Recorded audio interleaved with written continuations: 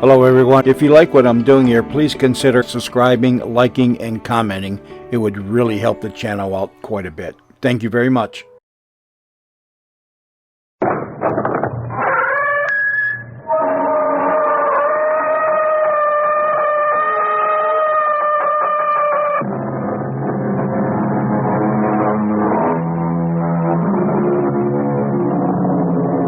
Come in.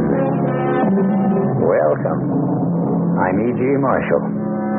It's not where you've been that counts, they say, but where you're going.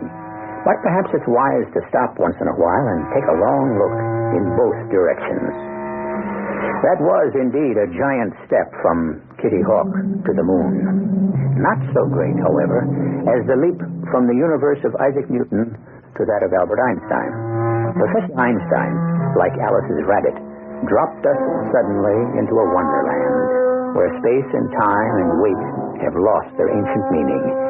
A topsy-turvy world of technical marvels, a world of limitless possibilities for good and evil. Our mystery drama, A Point in Time, was written especially for the Mystery Theater by Mary Jane Higby and stars Paul Hecht and Russell Horton. It is sponsored in part by True Value Hardware Stores and Certainteed Fiberglass Attic Insulation. I'll be back shortly with Act One.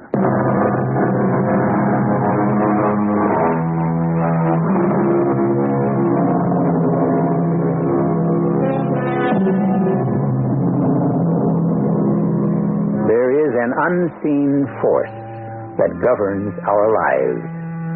Time. But what is time? A period in which something happens? But suppose nothing happens. Aha, but something is always happening, you say. The earth turns, the tides flow. But look away from this tiny universe of ours. Science tells us there are black holes out in space where there is nothing. In those great gaps, what and where is time? It was musing of this sort, coupled with the most shocking event of his life, that brought Fred Mackey to this quiet room and the attention of two very concerned gentlemen. Now listen carefully, because this is the last time I'm going to repeat it, okay? Now here is all I know about what happened to Don Wakeman. It was getting on toward evening. We were tramping upstream, keeping as close as we could to the river. Don, as usual, was some distance ahead. I've never known a man with his thirst for adventure and his dogged persistence. Hey, Don. Yeah? This looks like a good place, doesn't it? Under this tree? You mean stop for the night already? Yeah, why not? But hey, we want to make the Colorado border tomorrow. Oh, look, I don't want to stumble around in the dark trying to make camp like last night, so let's knock off, okay? Well, look, I'd just like to see what's around this next curve. You know what's around there. More of what we're looking at right now. The river, a strip of grass, a few trees, low bluffs rising on both sides. Oh, come on, why do I always have to be the one to say stop? Don't you ever get tired? Okay, we'll stop. Yeah, let's just take a look at this map. Yeah. See, I figure we're just about here. See, we passed this big rock with the two small ones balancing on top this morning. That's called the Two Sisters. Yeah. Look, let's unload the gear, huh? Okay. Oh, wow. It's peaceful, isn't it? Yeah. Sure gets to you after a while, though. Well, what do you mean? The quiet. It's too quiet. It's eerie. Eerie? It's good for the nerves to get this far away from civilization. You realize we haven't heard another human voice for, 10 days. Well, frankly, I wouldn't mind hearing another voice about now. Nonsense. There's nothing like the wilderness to help you get your head together again. Yeah. It's good to get rid of that backpack. Hey, where'd that come from? What was that, a shot? It sounded like one. Strange. Hunting season hasn't opened yet. Yeah, some guys don't worry too much about that once they get this far away from the law. Hey, Don, where are you going? Well, up the cliff. The sound came from up there. No, Don, hold it. Oh, what's the matter? You stick your head up over that bluff and you'll get it blown off. You know these amateur hunters. Something moves, they shoot and ask questions later. What was that? I don't know. Sounded like a car horn. It couldn't be. Some kind of animal, maybe? No. Hey, yeah, it is an automobile. That wasn't a shot. It must have been a backfire. No, that's impossible. No car could get through this terrain. Well, come on, let's find out. Hey, watch yourself. That's loose shale. It's okay. You can get a footing. Now watch it, Don. There's some roots and brush to hang on to. I made it. Good Lord. What is it? But there's a road up here. Gee, I'll be darned. How in the world did we miss this? Look, it runs right back where we came from. You can see those rocks, the two sisters. Yeah, well, why didn't we see the road this morning? If it's not on the map, I don't get it. Hey, look, there's the car. Yeah. Behind the scrub oak. Look at that. It's a woman. Hey, look at the car. Look at that. Chick, she's the most beautiful thing I ever saw. Hey, watch out, miss. No, don't touch that radiator cap. You'll get burned. That's steam. Thank heaven, I was hoping somebody would hear my horn. Do you understand motors? Well, I never had a car like this one, but... That's a Packard, isn't it? Yes, Packard Roadster. About 1922? 23, I'd say, and in mint condition. Boy, that's beautiful. But what's gone wrong with it? Well, look, the radiator boiled over. You'll have to give her time to cool off. Here, I'll raise the hood so the breeze can get at the engine. Well, it'll take a little while, which is okay by me. It'll give us time to get acquainted. I'm Don Wakeman. This is my friend, Fred Mackey. Well, I can't wait. I've got to get back to town. Town? What town? Oh. Aren't you from the town? No, we're hikers. Hikers? Yeah, we're on a walking trip. You mean you walked up here? All the way from Santa Fe. But that's miles. Yeah, that's for sure. And you walked?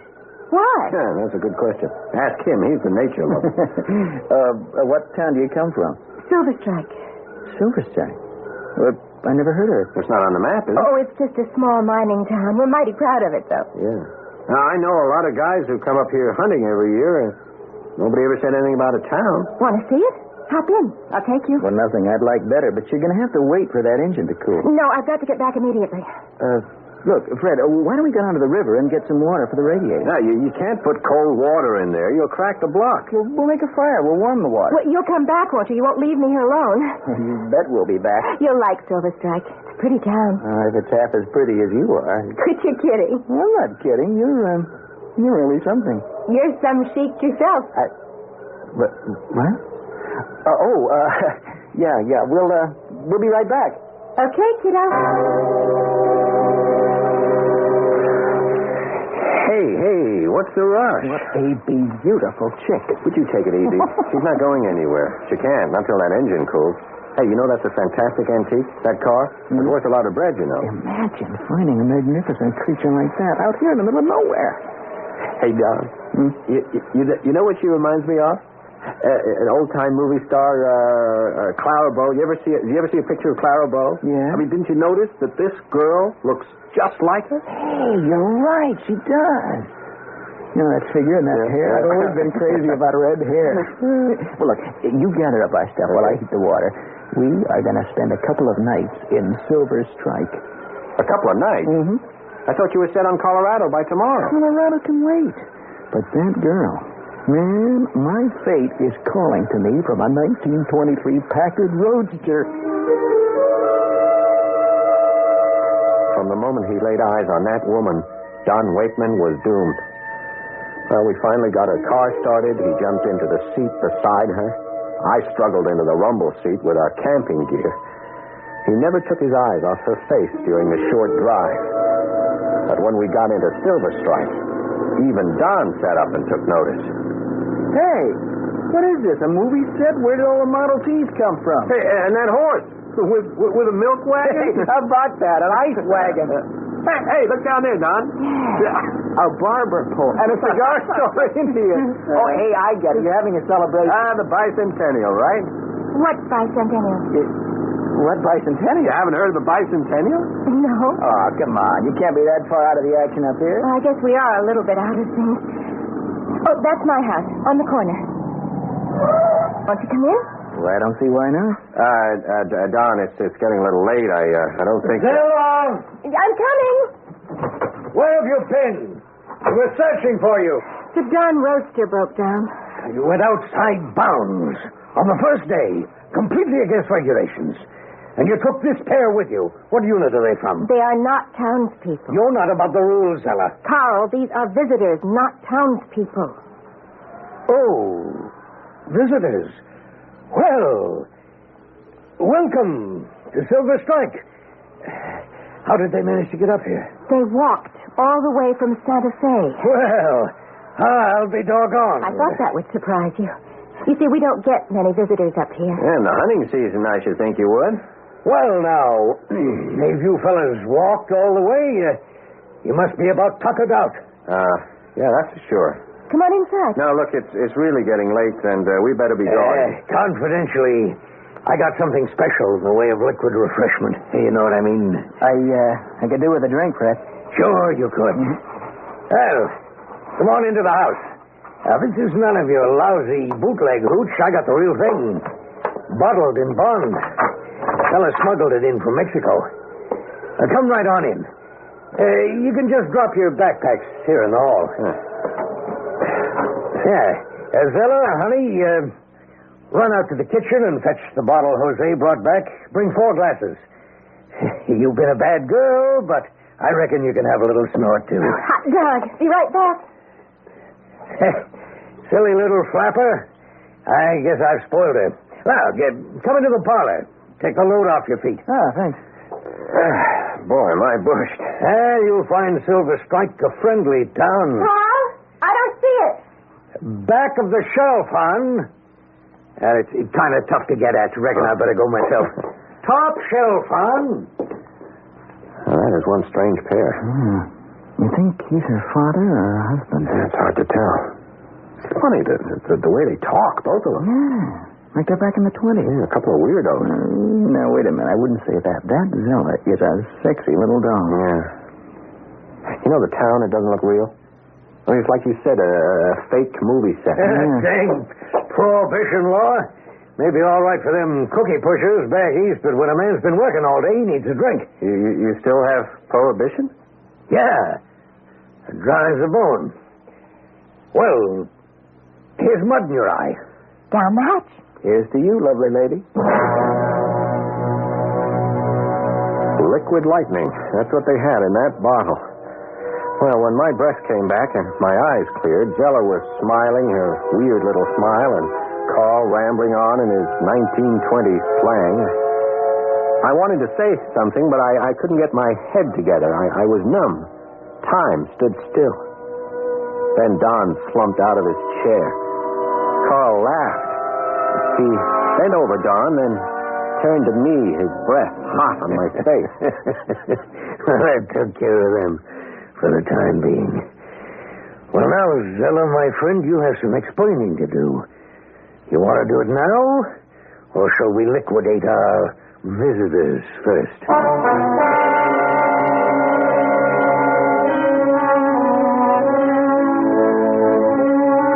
What have our friends wandered into? A town time-locked in some mysterious way in the second decade of the century? One thing seems certain. Silver Strike is not the friendly town its citizens would have us believe it to be. We'll learn more when we return to Act 2.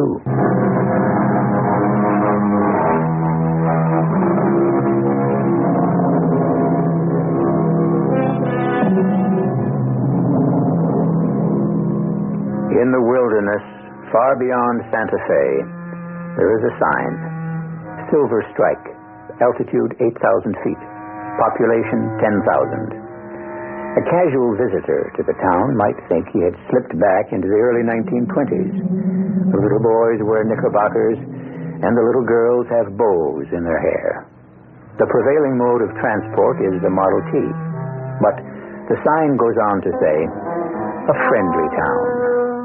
Fred Mackey would have quarreled with that description as he struggles to recover from an almost lethal Mickey Finn.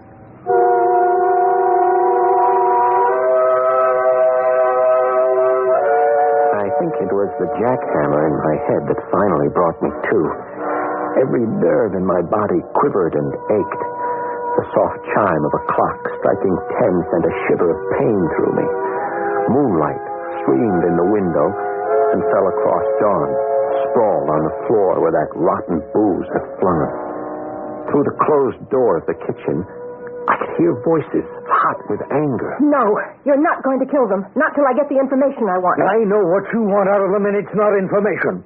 This is the last time I accept a mission with a man-hungry female. Now, you look here. I share this command with you equally, and don't you forget it. You've disobeyed the External Security Agency. The manual distinctly says that... External Security has made a botch of this operation with their faulty information.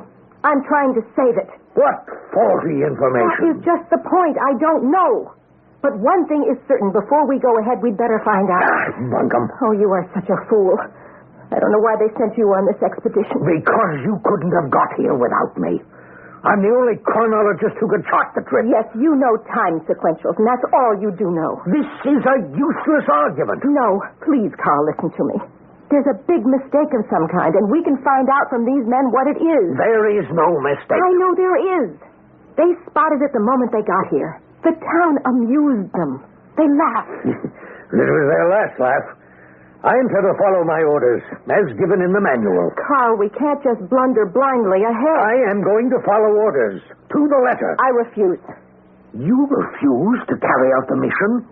That's mutiny. Look, Carl, all I'm asking is a short delay to reassess the situation.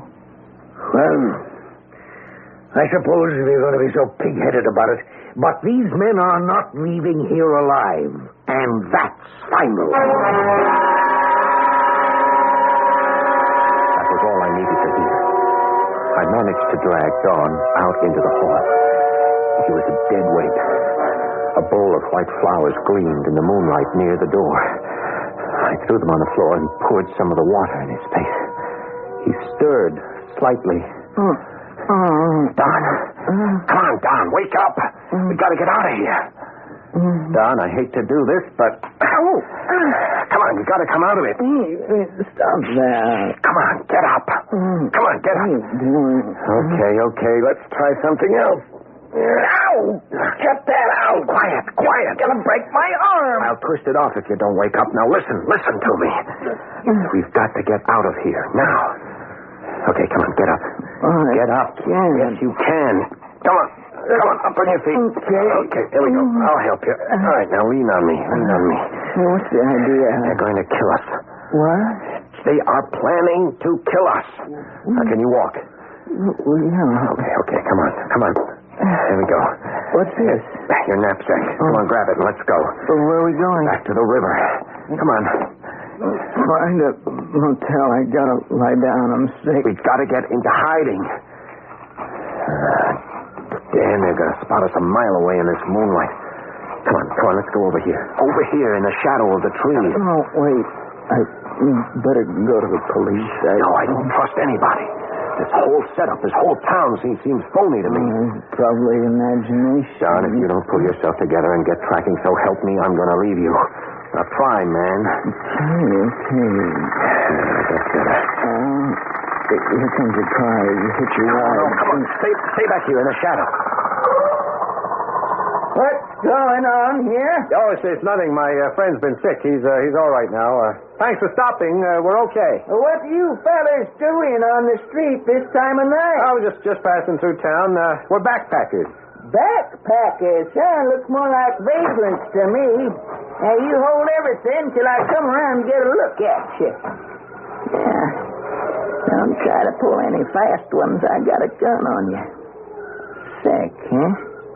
Looks drunk to me. Hey, you the guy's been running the bad booze in here. I've been on the lookout for you. I'm the sheriff. No, Sheriff. We're from Santa Fe. Here, we have identification. I'll show you. You are under arrest. Arrest? For what? For drunkenness, disorderly conduct, public nuisance. Oh, look, we're just walking quietly through town. Is there a law against that? This is a gun, mister. It says get in the car. Do you hear it? Perfectly. Come on, Don. You heard what the man said.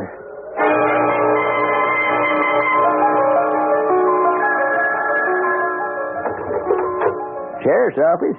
Bronson speaking. Carl, I picked them up all right. They're safe in the cooler. Oh, no, they didn't give me any trouble. None at all. Yeah, well, I'll wait till I hear from you. Right, Carl. Goodbye. Sheriff! Sheriff! Quiet back there.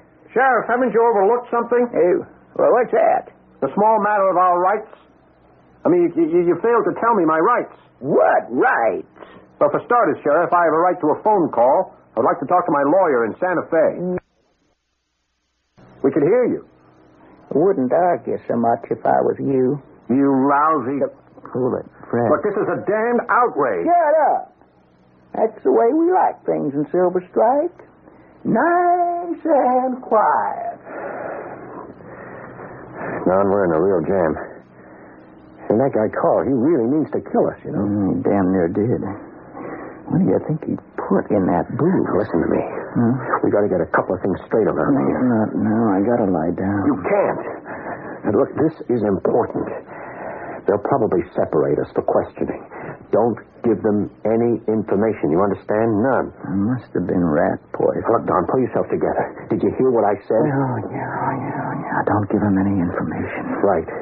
Because if you do, we're as good as dead.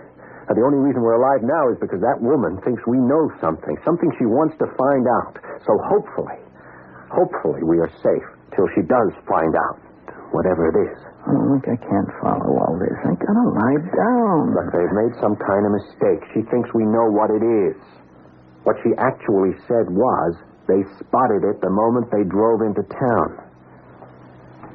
Let's think, Don. Let's think back. What was it we spotted? Oh, I don't know. The kooky 1920s look. Yeah. They know all about that. I mean, did we say anything she didn't seem to know about? Well, no. Hey, wait a minute. Yeah? The bicentennial. That's right. She never heard of it. Yeah.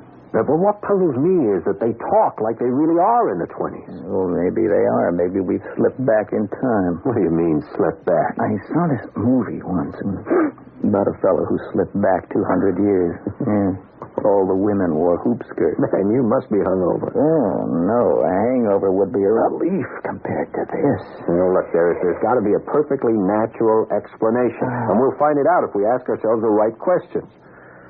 Now, why would anybody want to put up a 1920 town up here in the wilderness? Huh? I don't know. Well, think. I can't. My head feels like it's been in a meat chopper. Try. Tourist attraction? Up here? Well, why not? There's that guy moved London Bridge to the Arizona desert, and tourists flock in by the thousands. Yeah, but how would they get here? The road? Yeah, I've been thinking about that road. Gravel, right? Yeah, but there wasn't a mark on it. Not a bump, not a rut. I'd swear that no vehicle had ever gone over it. And why didn't we see it when we climbed up by that big rock, Two Sisters? I don't know. I mean, look around you. Here, does this cell look right to you? Well, I'll tell you, the bunk looks good. I gotta lie down, Fred. I mean, it all looks new. I bet we're the only people ever been in here. Oh, you're right. It's like a bad movie set. The people, they seem unreal somehow. Not Zella. She's a sexy little doll, if I ever saw her. Even Zella seems strange, out of this world. Okay. So she's from Mars. They're all from Mars. Now, that is my last word. Now, will you let me lie down and quietly die? Mars.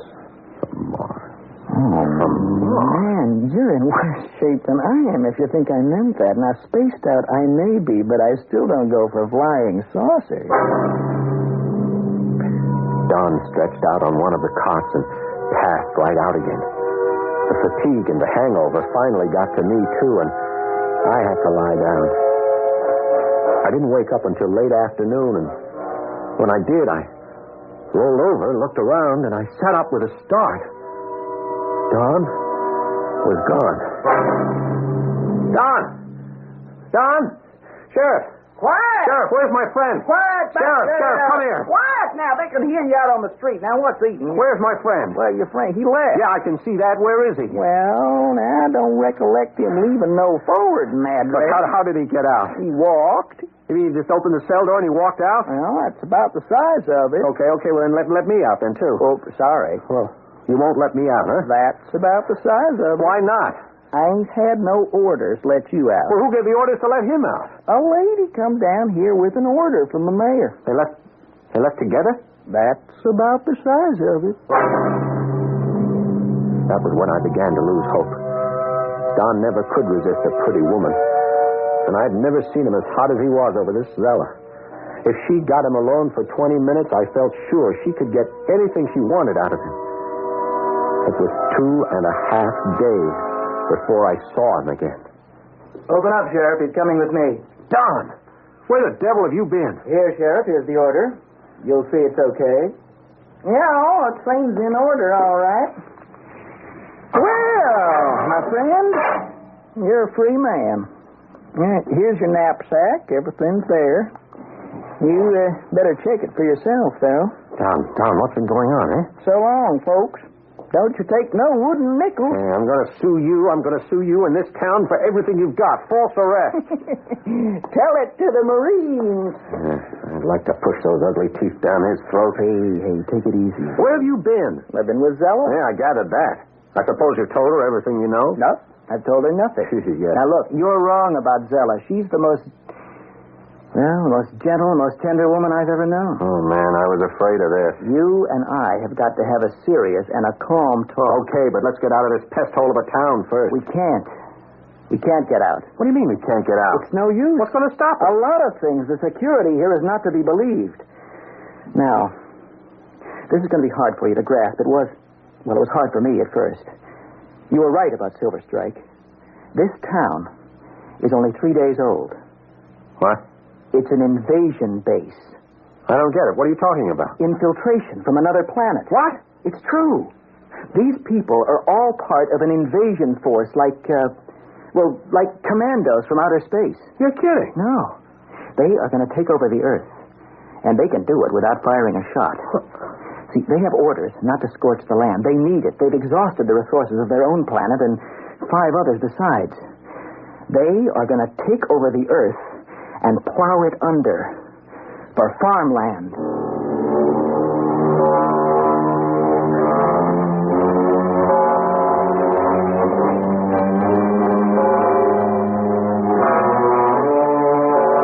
An invasion from outer space?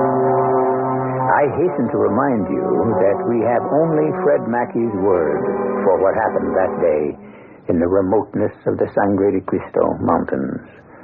But, invaders or not, the citizens of Silver Strike are clearly up to no good. What their intentions really are, we will learn when I return with Act 3.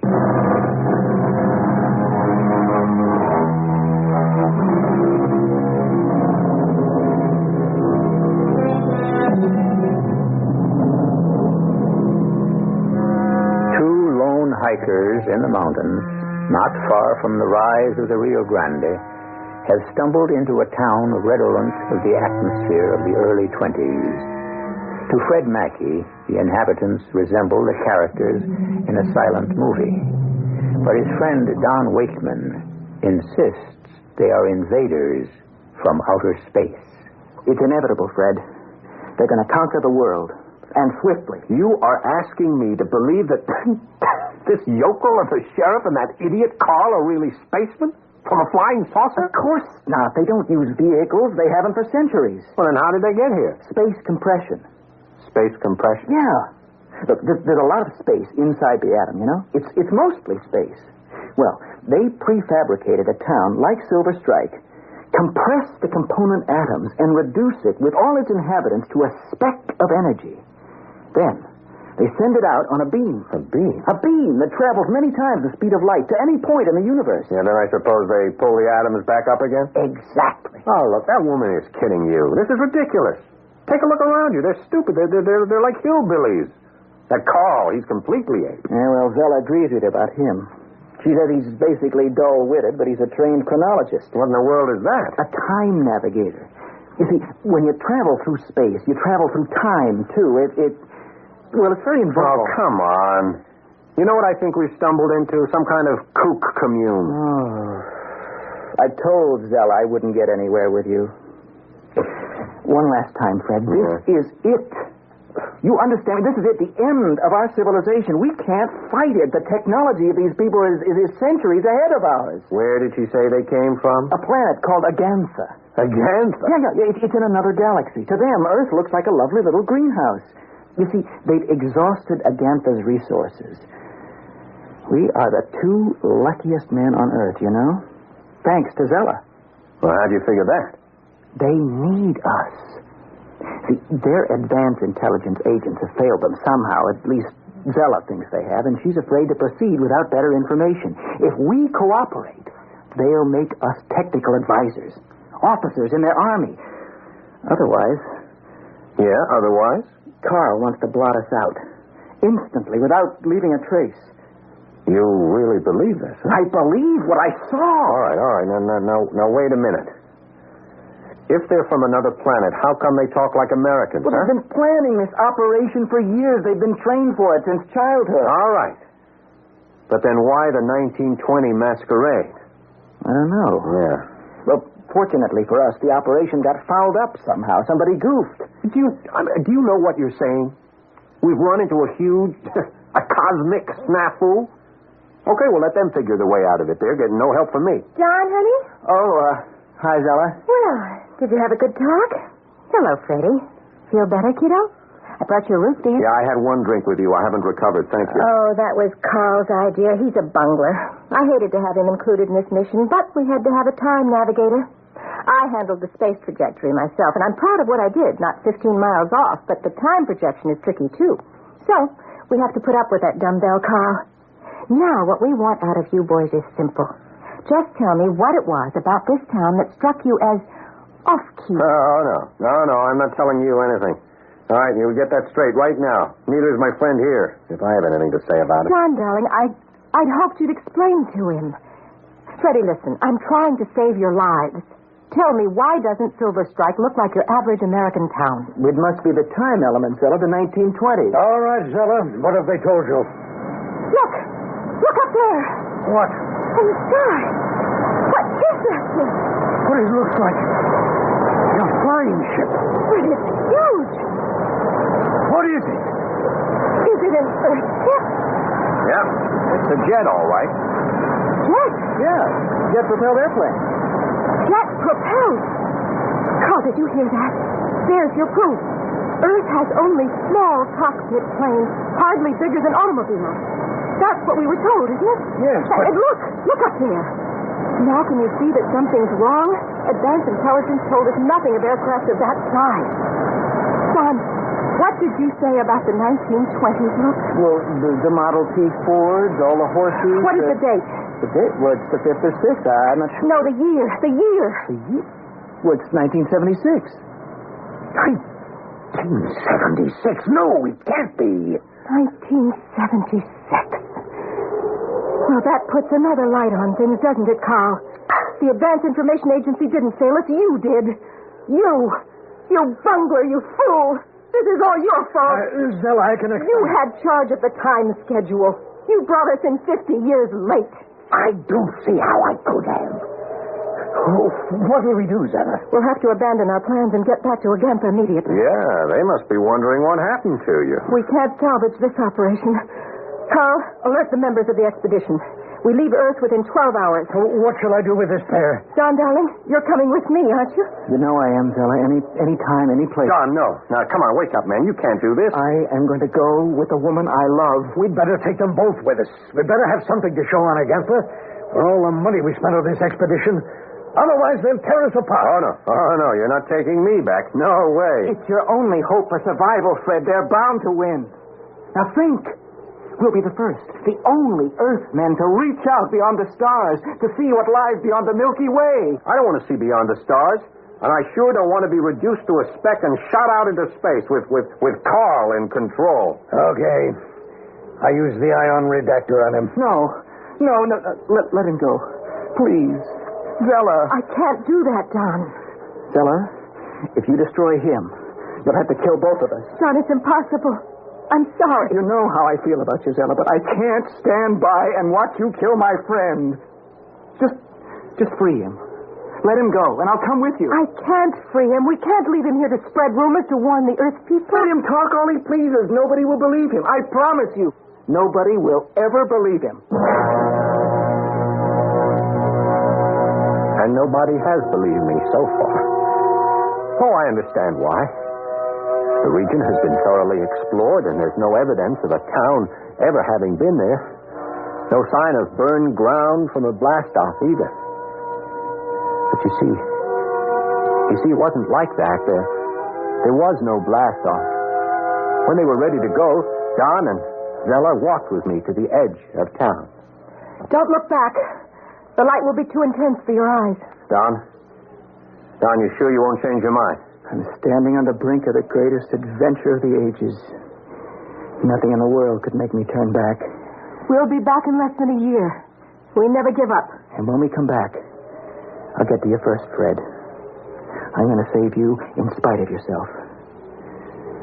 So long. And good luck. You're going to need it.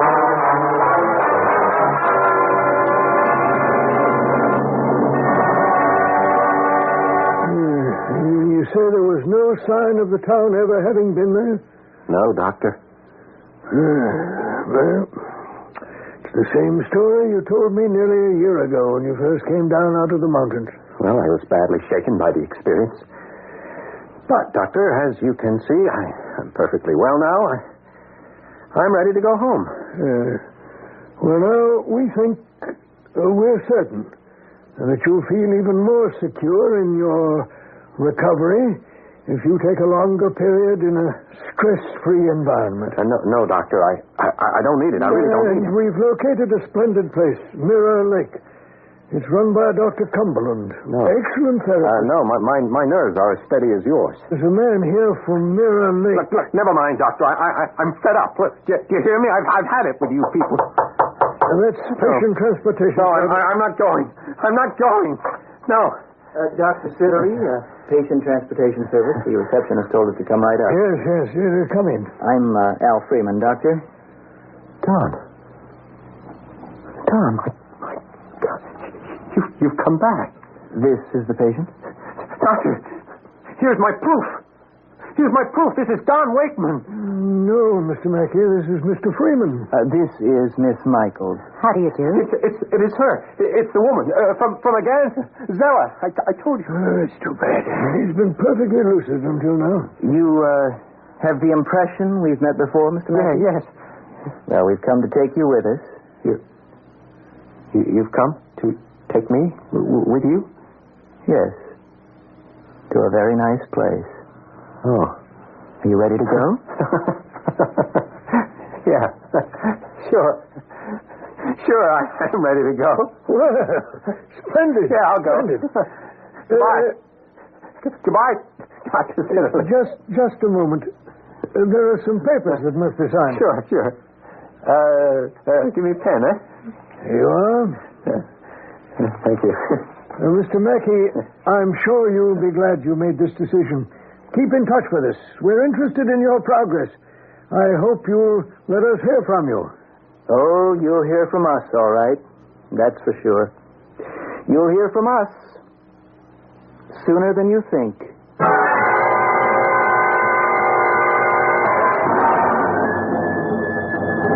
An immediate invasion from outer space?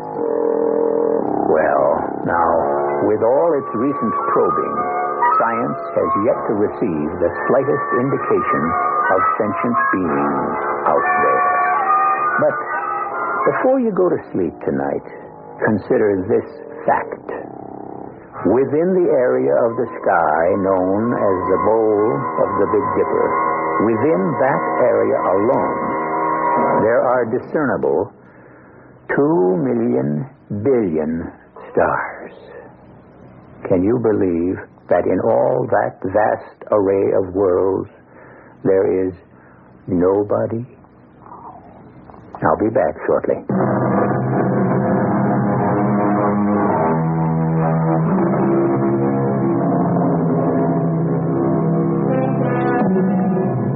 If there's a moral in Fred Mackey's story, it must be this. Science provides us every day with greater technical marvels, but technology can't offer the wisdom or intelligence to use them properly. For that, perhaps we must look to older and more profound disciplines.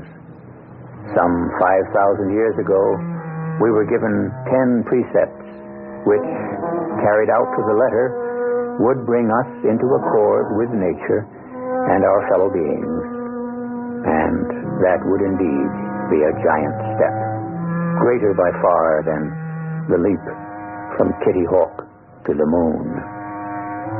Our cast included Paul Hecht, Russell Horton, Teri Keane, and Court Benson. The entire production was under the direction of Hyman Brown. Radio Mystery Theater was sponsored in part by Buick Motor Division and Anheuser-Busch Incorporated, brewers of Budweiser. This is E.G. Marshall inviting you to return to our Mystery Theater for another adventure in the macabre. Until next time, pleasant dreams.